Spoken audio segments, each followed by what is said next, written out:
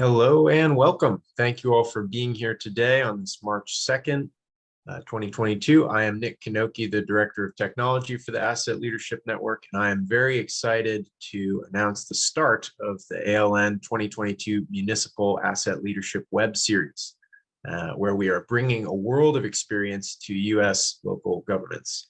And we are starting the series with how the U.S. can benefit from proven international asset management approaches with Ashay Prabhu, Assetic founder and president. Before we get underway, I just want to thank our ALN patron members, as well as our other organizational members. It's a growing list, as you can see, and if you're interested in joining up and working together, please reach out to anyone at the ALN and we can continue the conversation. Before we get underway with today's event, I just want to mention tomorrow's event with Richard Culbertson, ALN Board of Directors member and ALN Senior Fellow. That's our usual Thursday at 3 p.m. program. So tune in if you are able. And the next installment of this Municipal Asset Leadership Web Series will take place next week, March 8th at 3 p.m. With a talk about the City of Greater Geelong, Australia's journey with Michelle Walker, the city manager.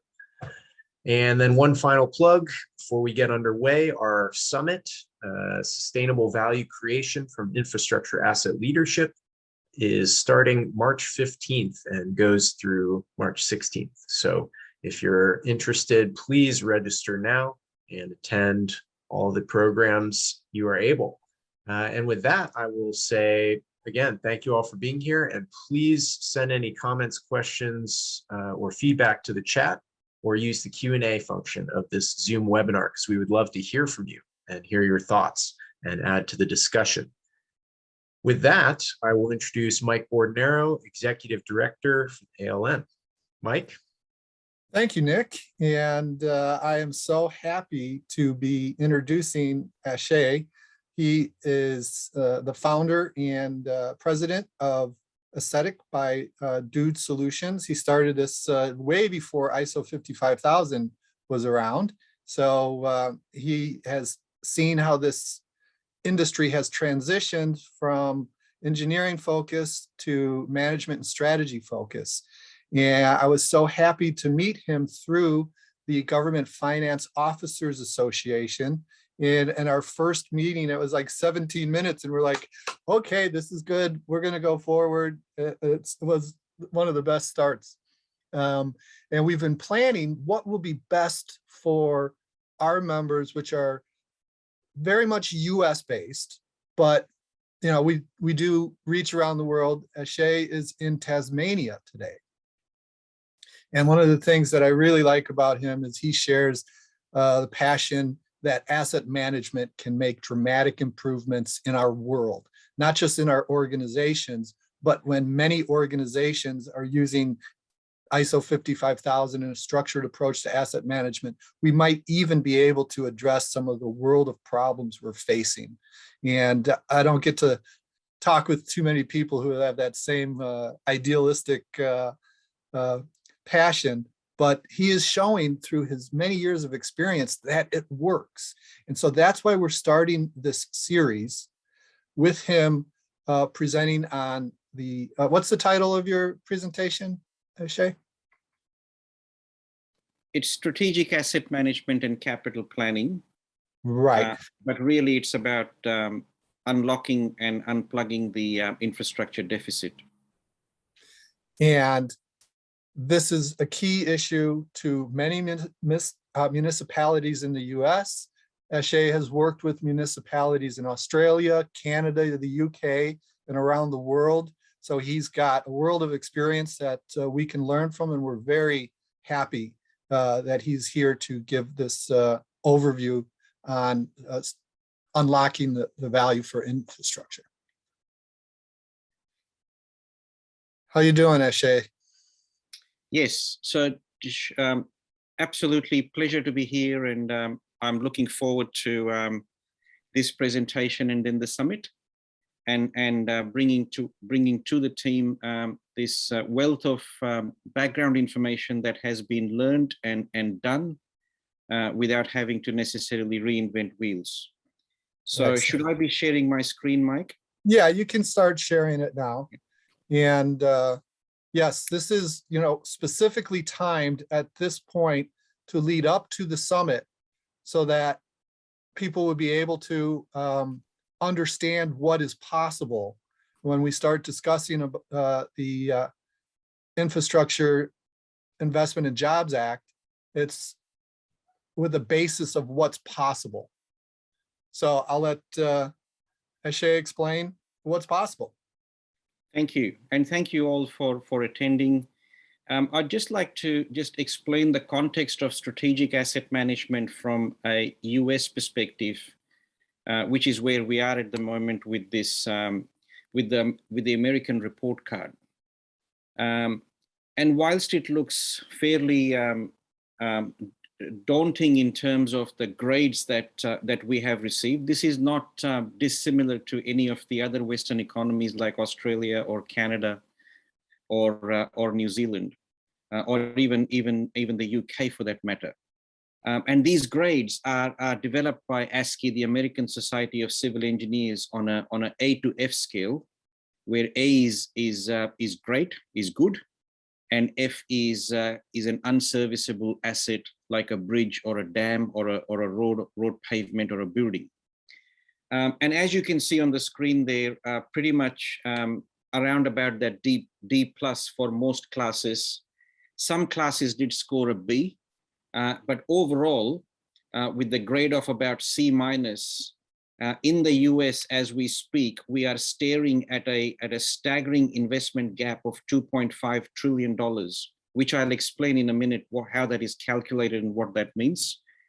But it's not just that staggering gap of 2.5 trillion, which governments can throw money at, which is some of the happenings within the IIJA.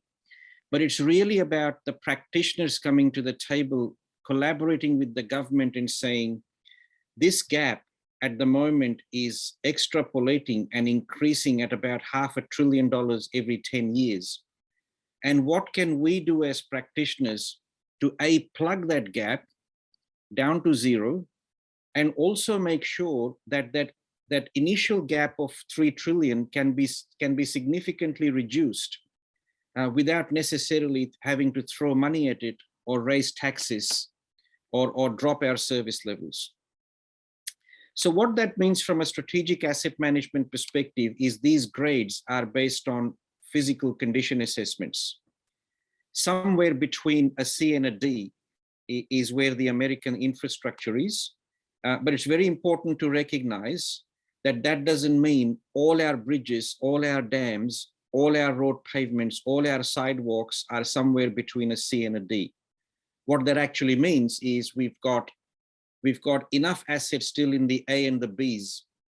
We've got some assets in the E's and the F's, and some in the C's. And overall, an average picture is presented where we get a grade of around about C minus.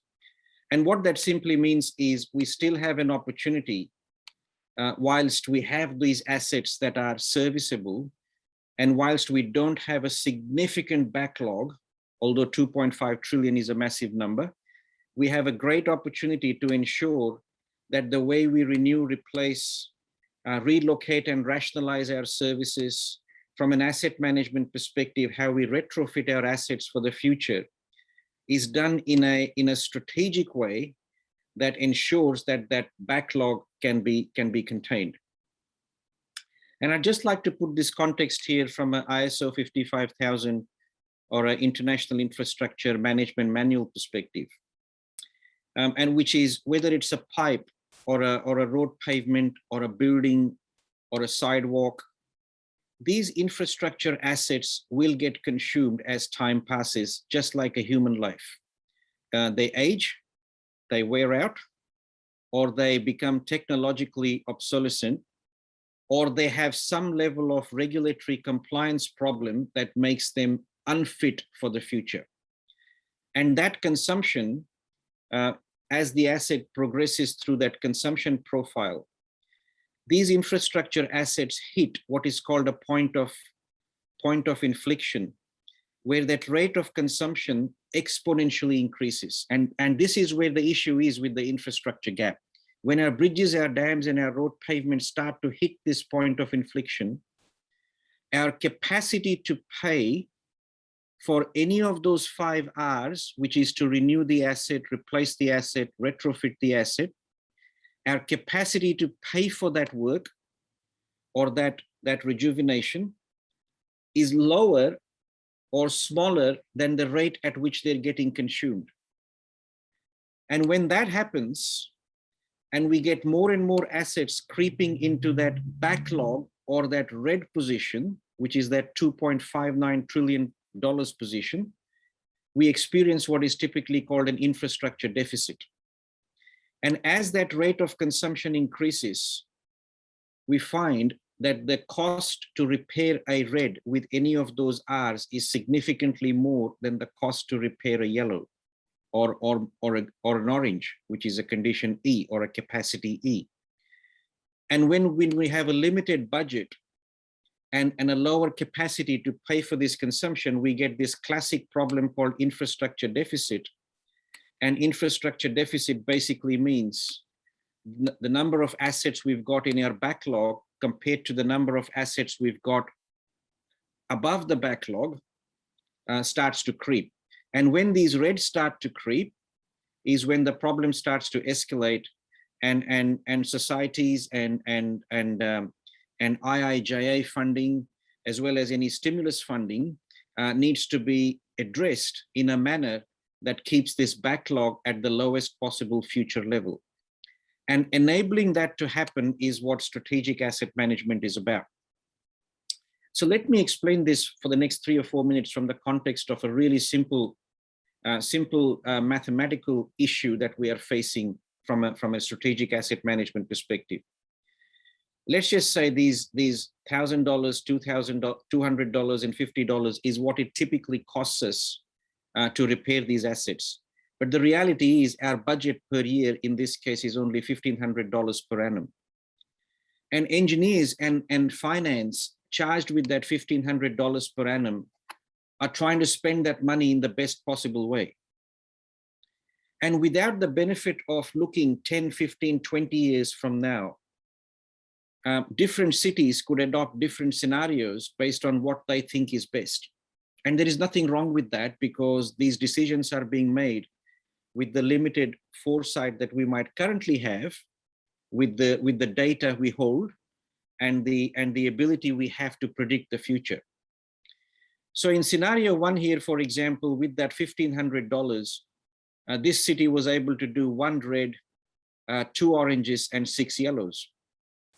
The second city decided to still do 1 red, but chose to spend more money on the yellows before they turn into orange. And another city thought for the next 5 years, we'll just keep the yellows safe and not necessarily replace or renew them, the red, sorry. And they spend more money on the orange and the red to stop them from becoming red. And the fourth city, in fact, did quite the opposite, where they spent some money on the dangerous reds and they spent rest of the money on the yellows before they turned into an orange or a red. And each of those cities spent exactly the same amount of money each year for 5 years. But the reality of this is some cities were able to stop the creeping into the red because they were also focusing with the data they had on stopping the oranges and the yellows from turning red. Whereas the other cities that may have either lacked the data or the leadership or the ability to see what happens with how they spend their money, focused on spending money on the reds and the oranges a lot more compared to the other two. And this is just a really simple example of how what that means is that in 5 or 10 years' time, the chances are that for the first couple of cities, they ended up with significantly more reds because they were not looking at how do I stop the creep, or how do I stop that rate of consumption from increasing by focusing my efforts somewhat in this area here.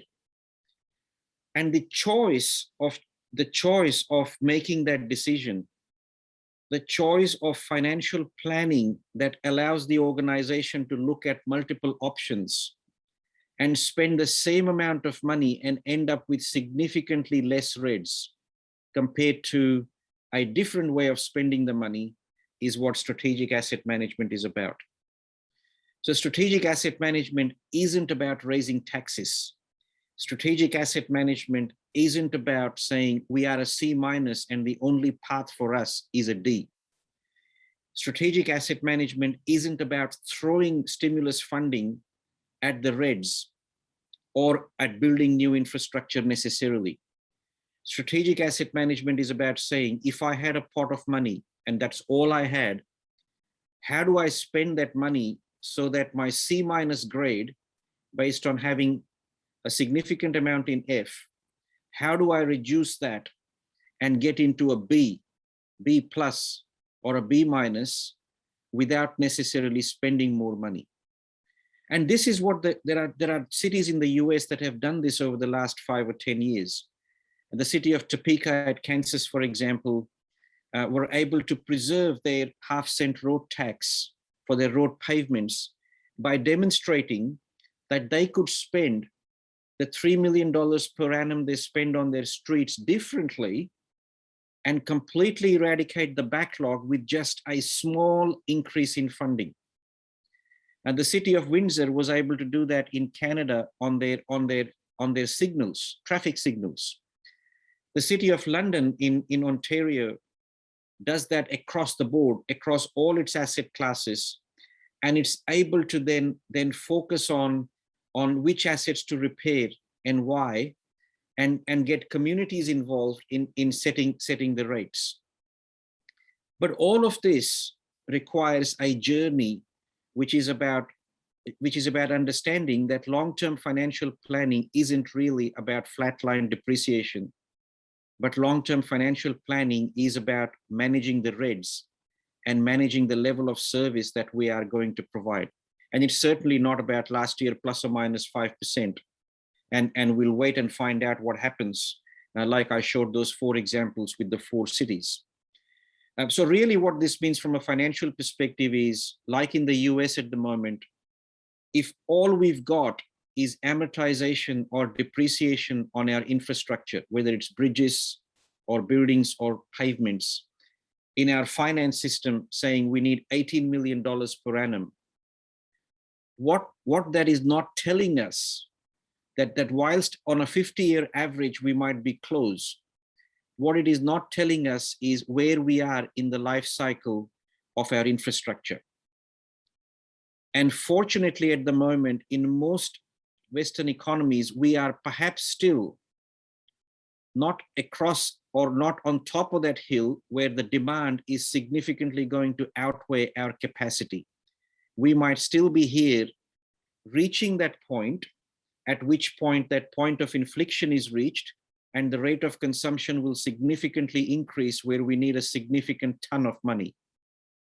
So whilst we've got a window of opportunity to get this right, the question then becomes, based on a service level, which is determined by which assets are critical, which assets are going to degrade faster than the others, which infrastructure is absolutely critical from a future serviceability perspective, which buildings are more priority than the others, which pavements are more desirable and more priority than the others. Based on that, if my budget required is $25 million per annum, compared to say a high target level of service, where engineering and finance have come together and developed a long-term asset management plan, that level of service requires $40 million per annum, and I only have $20 million in my budget, then from an accountanteering perspective or a financial planning perspective, the city is able to demonstrate that to deliver a high target service level, its sustainability is about 50%. Whereas to deliver a minimum level of service, which is to keep things safe and keep it at about the C- or the C+ level, our sustainability is 80% with the budget we've got. But the beauty about this process is it allows the engineers and the financial planners to communicate to their ratepayers, to communicate with their aldermen, their councillors, and their board about what the future looks like, what the future might look like if they made different decisions, and based on the agreed financial plan, what is our metric in terms of our serviceability and our sustainability from that target service level perspective. And there's nothing wrong with the 50% number if that is all we can afford, because it allows us to then say with the IIJA, how do we get from 50% to 90%, making good use of those IIJA funds from a strategic asset management perspective without necessarily putting a burden on the future generations. So a typical municipal government in the US, for example, has a $2 billion portfolio. And what that means is, in simple terms, is if it got wiped off the planet tonight, from a replacement cost perspective, it's going to cost us $2 billion to put it back in replacement cost. And the average US rate of consumption based on the ASCII report, that 2 billion is getting eaten up at about 40 to 50 million per annum, because it is arriving at that point of inflection. Not there quite yet, but getting there.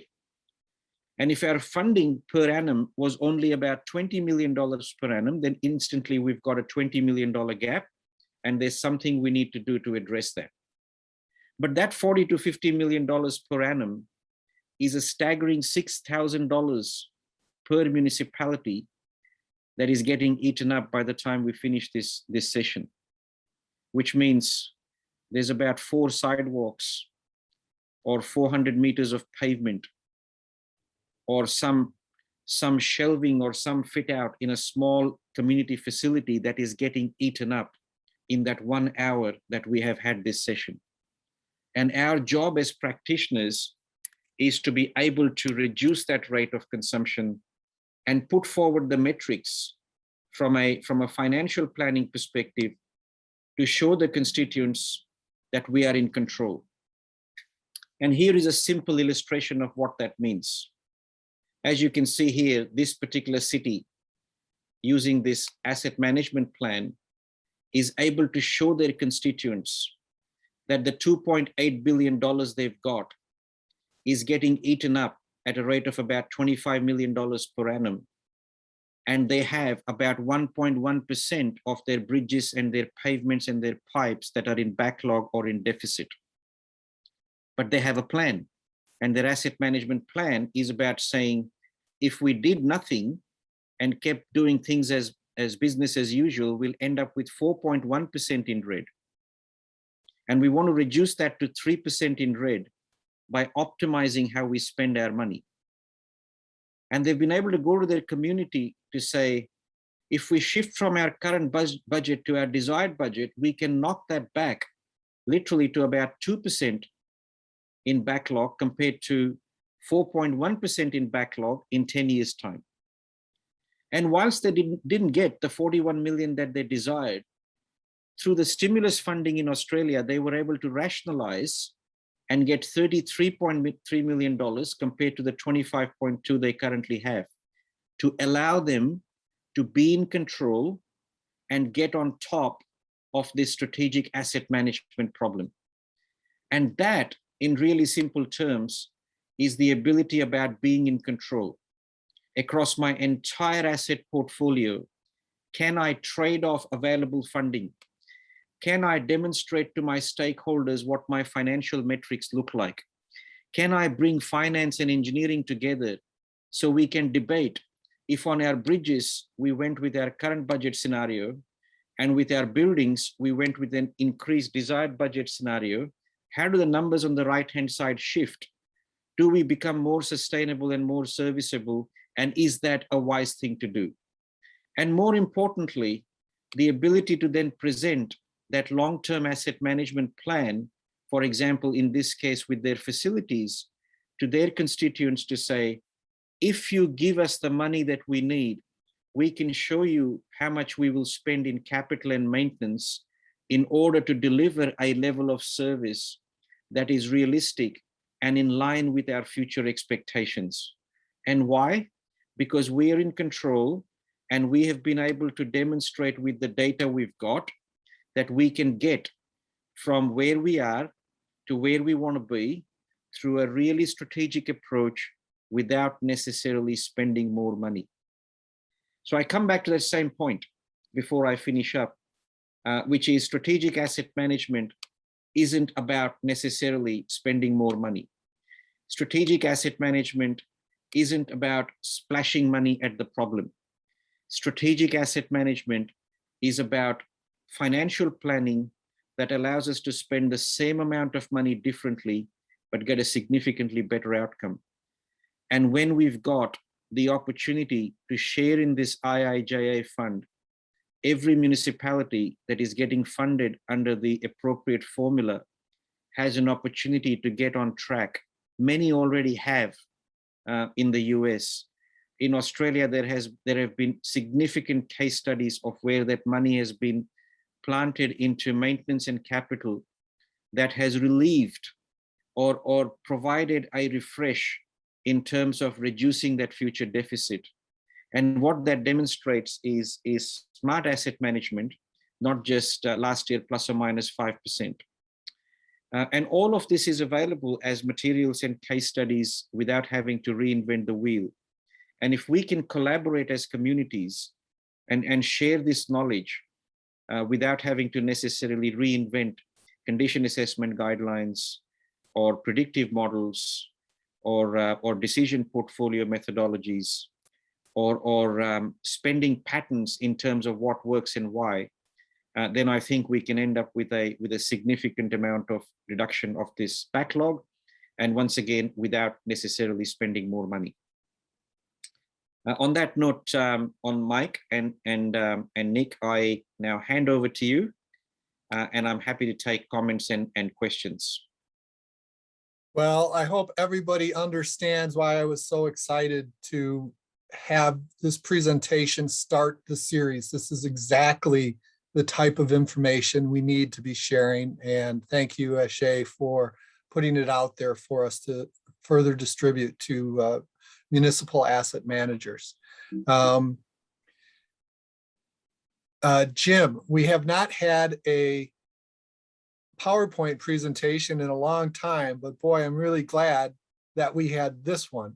This one sets the stage for what all municipalities in the US, even the ones that are not $2 billion. I mean, there's so many different types, but major metropolitan areas are at that $2 billion area, but this works for every municipality. Just really, really nice approach. And the fact that you've done this in cities and had the results to share shows that it actually works. Jim. Yeah. Yeah, I was just waiting for you to finish. It was a good summary. Yeah, it's to me, it's an awesome approach that perhaps we have conceptually thought about, but haven't seen anybody execute. Being able to put real numbers, and the real numbers will have a great appeal. And it does a great job of taking some basic concepts from maintenance reliability, which are often too far in the weeds for people to relate to, and translate them in a way that people above the glass ceiling can get their heads around. So those chief financial officers and executives, I think it's quite exciting. And I think hopefully we can look forward to how to promulgate this information further. Quite useful. Yeah, So, if I can add, Mike, that whilst it is quite daunting, it is the C- grade doesn't look too great. The reality is not all our infrastructure is C-, and there is a window of opportunity before we get over that unfortunate hill where the problems really start to escalate. And the time is now to say, how do we change how we spend our money to get the best bang for buck, not with a 3-year view, but more with a 10, 20-year view, so we can reduce the reds down from 5% to maybe 1%. And that would be a great outcome because it unlocks millions of dollars out of the capital program to spend somewhere else because we've saved money. Yeah, the visual I got in my head is very much on your chart curves going up and down, but our current approach is always to be walking uphill. And, Yeah. That's not only not a good strategy, you show that it's not necessary. Correct, Jim. And it's about, we have done that as a community. We are all part of it. We've done that as a community because in the absence of some level of data and some level of science 2 decades ago, we had no choice but to continue walking up on that hill because all we could see was about 300 meters ahead. Now, if we could see 3 kilometers ahead, even politicians and mayors, when they are presented with that story, yeah, doesn't matter how much they dislike it or unlike it, the plan actually demonstrates that, hey, if you give us the opportunity to shift the game, this is a great outcome for everyone. And that's worked in Australia quite a lot, where strategic asset management evolved, is it gave the mayors and the politicians a big win in terms of assuring that the money is being spent wisely. yeah. And without evidence, we can't do that story. Practitioners can't provide a story without evidence, which is now there because everyone has some level of data. How does the difference in accounting practices around assets in Australia versus the United States factor into this? Does that Great impact question. this in any way? Great question. So the Australian accounting practice is very close to the engineering long-term financial planning, and that's why I call it accountanteering. Accounting and engineering has come together. And what that means is, in Australia, the depreciation is calculated firstly based on the current replacement cost of the asset. Mhm. So a bridge may be $6 million current replacement cost and revalued every 3 or 4 years. Mhm. Whereas in the US under GASB, it is still valued at historical cost, which might only be $6,000. And any depreciation calculated on that may be flawed or superly flawed. And that's where the issue is. But it's not the $6 million depreciation that is the real funding requirement, because we might still be on the bottom of the hill, not on the top of the hill. That depreciation is still flatline. But the fact that Australian regulation is forcing the communities and the counties to go and collect the data to do Okay. the accrual accounting means the engineers have got the funding to collect the data they need to collect to do the long-term financial planning. And that is godsend, because now the engineers don't have to beg for the money. It is required because the finance professionals have to do the audits based on a legislation, a regulated environment, not just historical cost. Canada has imbibed that regulation to an extent. They've gone down the replacement cost method, not the historical cost, but they are yet to prosecute the accrual accounting methodology. So they're getting there, but they have mandated asset management plans. And every county, every council has to have these plans done in the space of 4 years. And Ontario is leading the charge as a pilot community, if you like, in getting the first version documented. So things are moving. So that's a really interesting distinction as somebody that's involved in standards. What you're saying is a standard that is different in Australia. In Canada, they were achieving the same end, but it required legislation instead of changing the standard. Yeah. The standard is for accrual accounting or asset accounting, the standard is international. It's the IFRS 36, IFRS 36, or 116, sorry, now it's called IFRS 116.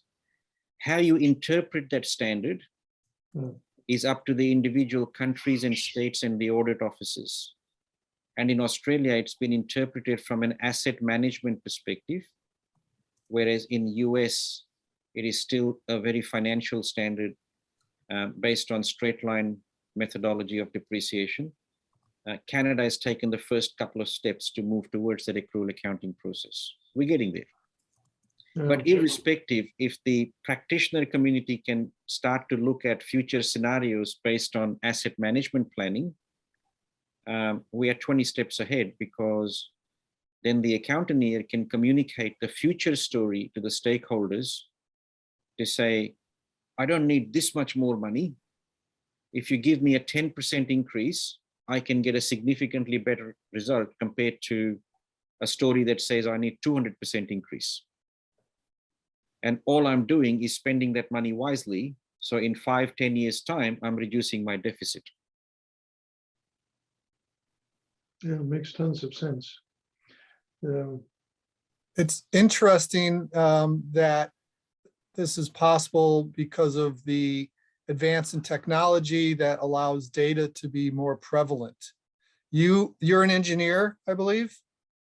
What's your background?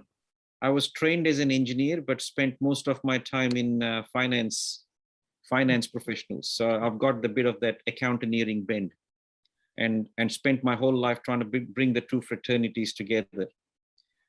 And it's the advancement of technology that makes data prevalent everywhere that is enabling this line of sight, the vision that provides the capability to make financial decisions on physical assets.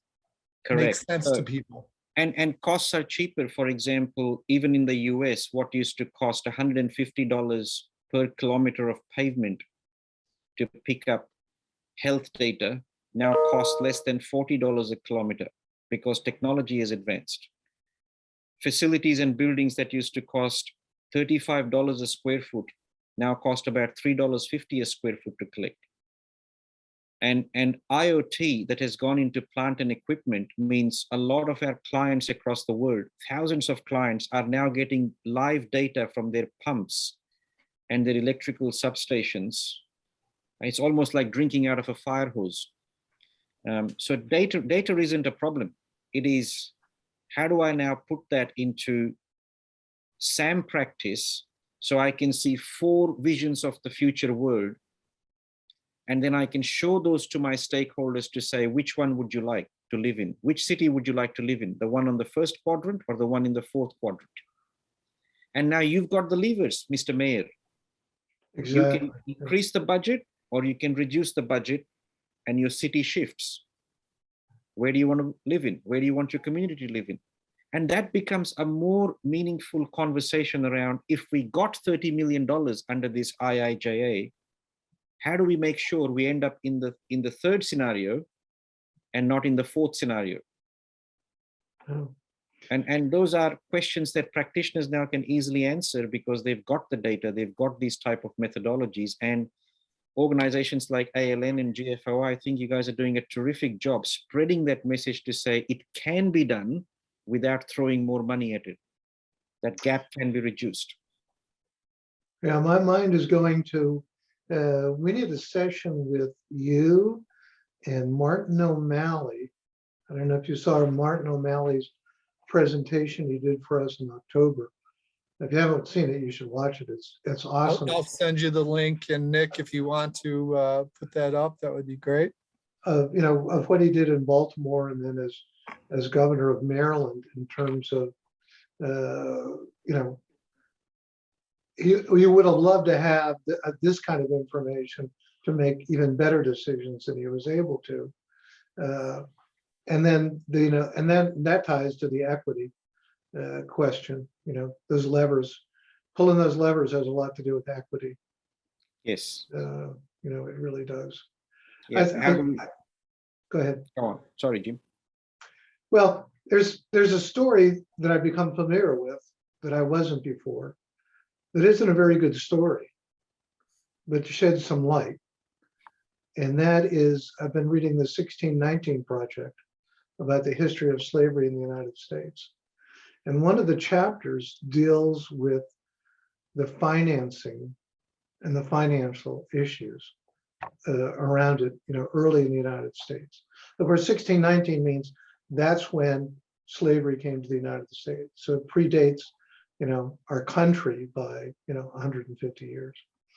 But the issue is depreciation, I don't know if it was invented, but came forward as a concept in the United States because it was applied to slaves. And that is the history of our method of depreciation. Really? Wow. Okay. And I need to research more about it and understand it. But I shake my head at depreciation to start with. And when I hear that, I shake my head 10 times as fast. But that's where this is coming from. I've always said that it was, our approach to capitalization and depreciation in the United States was an 18th century concept, but actually it's a 17th century concept. Yeah. And we're still doing the same things. It's crazy. Yeah. We need to figure out what we can do about it, how we can impact this. Well, I think it's figured out. Ashay just presented it very well. It's a matter of how we can get it to become prevalent. Yeah. And how that is, and it's a great question there on the chat now from Carmen. How does development influence the scenarios presented? Primarily the concept of development influencing reinvestment plans. Does this factor? Yeah. And Carmen, I assume you mean development that is new and influences reinvesting. So any scenario that I was showing here today without getting into the detail actually included new assets and development. In fact, most of the cities that are in generation 4, generation 5 of this type of modeling push and pull the levers to say, from a master planning perspective, I have to invest in these 3 facilities, a swimming pool, and 2 treatment plants. Firstly, where is the money for that coming from? And secondly, when these new assets start to factor in and start requiring maintenance, where does that funding come from? Because it then competes with the other existing assets. So yes, new developments have to be factored, growth has to be factored, and the equivalent cash flow over, say, a 50-year model has to include the fact that we are planning new infrastructure, because our social infrastructure plan and our master plans have dictated that from a future community requirement perspective. So I'm assuming that's what you mean by development IM related, which is new assets and upgrades compared to competing with renewing for existing. Carmen And Jack, says, Jack, you're spot on. It is not just the US, but Australia was absolutely fixated on depreciation to reduce that tax burden and increase short-term profits. You're absolutely spot on. Private industry, different to the government space. In the counties and municipalities and cities in Australia, because of the regulation, we have been able to bring some sanity to that issue, because now the depreciation is calculated based on the asset life cycle and not a $50,000 bridge. And all my bridges have a 100-year life. That concept is gone. Every city here has to demonstrate how it got the useful life for every pipe, every bridge, every pavement to calculate the depreciation. Mhm. And the evidence-based calculation based on their asset management plan is what the auditor expects to see before they sign off and say there is low risk of any material misstatement in this information. So we are being scrutinized, and we've been scrutinized because there is a regulation, and that has led to a really good asset management practice. And all I'm saying is it's been done. Let's not reinvent. Yeah, it seems like we always think about the ice pick and, where can you put the ice pick to make a difference in the block of ice? And it's, Gatsby seems like one. Yeah. But and of course, the directly, the municipalities, but also insurance. would seem to be Yes. like a really strong a place to connect this. Yeah. Because they just, they need the information that you are presenting, and they do not have. Yes. So insurance companies are applying this in terms of saying not all my housing agencies, for example, are equal. Why wouldn't I give the benefit to those that have got this sort of long-term plan? And Jack, in answer to your question, the short-term profit versus the long-term scenario, really, when you look at 20 years and look at any of those scenarios for both maintenance in the green and capital in the orange, if you look at this particular financial plan, which could be one of the 20 scenarios that the city has used to come up with this as the future funding, when you look at that from an asset health perspective, if we don't look beyond the 5 years and simply take huge profits based on the fact that the next 5 years looks good, and don't look at what's going to happen in 10, 20 years' time, then we are denying the future communities the ability to have a service level that we have enjoyed. And hence, even with the GFOA, we're recommending, Mike and I, that the policy, the capital policy shouldn't be 5-year policy. It should be a minimum 20 years. And I'm really pleased they've gone with 30. Sorry, Mike. Yes, the Government Finance Officers Association has established a capital planning. It's not a standard, I would say, recommendations, and they're recommending the 30 years. Yeah. And this type of long-term looking and long-term articulating provides the ability to say, when we lacked the information, we were only able to look 3 years into the future. And we ranked everything from red to green, and we fixed the reds. But what that did was constantly gave us deficit creep that we couldn't see. Fortunately, we are still on the left-hand side of this line, in my view, in Western countries. Some states may be worse than the others. But if we get here at this point, then we've got no choice but to just throw good money after bad. And the trick is, how do we stop us from getting there without necessarily splurging and spending a lot of money? And the only way to do that is look at options beyond 5 years, look at 15, 20 years down the track to say, how do I change what I do to get a better outcome? It's interesting that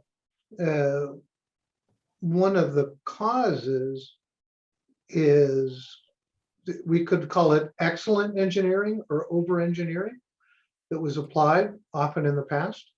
I think of the tunnel under New York City for the trains that is, what, 150 years old or something. Yeah. And, and just people refuse to invest in it. I believe it's in the the IIJA. Hopefully, if that isn't, I can't imagine. But it was, can you imagine the engineering that has lasted that long? That's like the Roman aqueducts and roads. But I'm not sure we build things that well in all cases now. And we have to understand what that, what the actual life really is. And how And we serve our needs. Jack Kelly has made another good point here. Well, first of all, Nick, who represents our diversity in attendance by representing those under 30, says, yeah, we need some long-term planning or he and his new daughter are screwed. So thank you, Ashay, for bringing this as an option to improve things. And then and Jack is saying that something that I think is important. While we are bringing an international perspective to the US because we think it's important, we do know of examples in the US where this approach has been applied. The Air Force has done this and has been very generous with the ALN in sharing their information. Washington, D.C. government has applied this approach before they even knew about ISO 55000. They put their accountanteering hat on and did the same type of thing. And their success led to a improvement in their bond rating, and they saved $100 million over 10 years because their bond rating improved. Now that's a really good unplanned benefit. If we can work with insurance companies, I think we'll be able to have some impact also. And we are talking with insurance companies. So while we know that there are some, good examples in the U.S., Ashay, will you use some of the time remaining to give us a little hint of what's going to be coming from Geelong and the other cities in this series? And you're muted. To head into the last 5 minutes. So everything we have done today is kind of a concept, and like Jack or someone said, the reality here is to present that concept in real numbers by each city or many cities, so they can actually illustrate the story to their decision makers. So these case studies that will be presented, for example, from the city of Geelong, you will see a great method of a city that has spent the last 4 years in shifting their thinking from generation 1 to generation 4, out of a generation 1 to generation 5. And Michelle Walker is going to be speaking about the tasks. What were the roadblocks? How did I bring the different the economics, the engineering, the finance together? How did we debate this with the community so we kept it simple and we were able to express it in a language that they could understand? What was required in bringing internal appetite at the board level? What are some of the trials and tribulations of a journey like this? What works and why from a big city perspective? And then we have Michelle from the city of Windsor Melissa from the city of Windsor, who will explain the same context of how she broke down the silos that existed in the organization in terms of asset management thinking, and silos in finance that were fixated on depreciation and what number hits the profit and loss statement from a financial reporting perspective. And you had the engineers fixated on, we need more data because we want to go and work out which assets need repair, but we can only see 3 years into the future. And this constant battle between, I need more money, but I can't explain why, and finance saying, I'm not going to give you any more money until you can show me what you did with what I gave you last year. And she was able to break those silos through a process of communication that was based on taking small steps. How do I pilot with one small asset class and illustrate those dashboards and those stories in front of my council community, which is the staff in the council, for them to understand what the big picture in this game is. And she only did that with 5% of the total asset portfolio, but the sweeping change that she was able to get through the organization from a strategic asset management practice was profound. And she will go through the learnings of that journey. By no means it is a one-year journey. It is a journey. It is not a race. But honestly, when you start to peel it and see what these people have done, it honestly is not rocket science. Whether it's a barbecue, or whether it's a playground, or a dam, or a road pavement, or a pipe, or a building, or a facility, the context is similar. The genetics are different.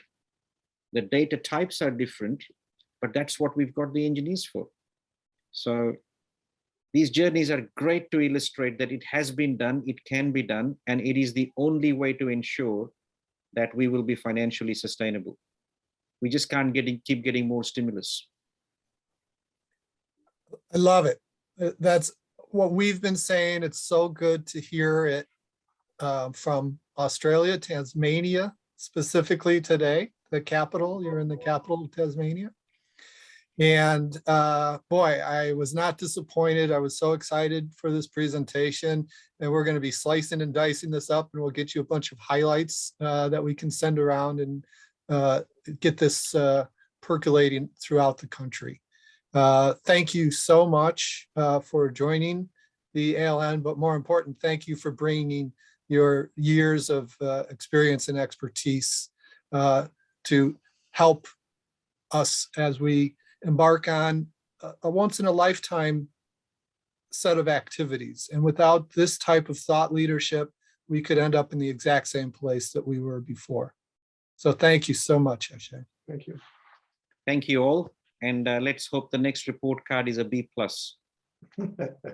And I will say that the other presentations are going to be discussions. Ashay will be having conversations that are, they will have pop-up slides occasionally, but it's going to be back to more of our discussion format. But thank you so much for this concentrated version of your presentation. I know you could talk all day about it, but thanks for giving us a concise view of it. Great job. Thanks, Ashay. Thanks all. Have a good evening. I just wanted to, before we end, say another thank you to the presenter and everyone who participated, as well as to our patron members here at the ALN. We couldn't do programs like this and others without their continued support and that of our other organizational members. So please reach out if you're interested in working with us to advance a structured approach to asset management for the country and the world. And please join us tomorrow for Richard Culbertson ALN Thursday at 3, and that's at 3 p.m. Eastern, March 3rd, tomorrow. And our next installation of the Municipal Asset Leadership web series with the City of Greater Geelong, Australia, and Michelle Walker. And then finally, our summit, March 15th and 16th on sustainable value creation from infrastructure asset leadership. So as you can see, we've got a lot of programming around how this upcoming money can be spent best to promote public health and wellness. And with that, I will say thanks to all, and hopefully we'll see you tomorrow or in the coming days and weeks.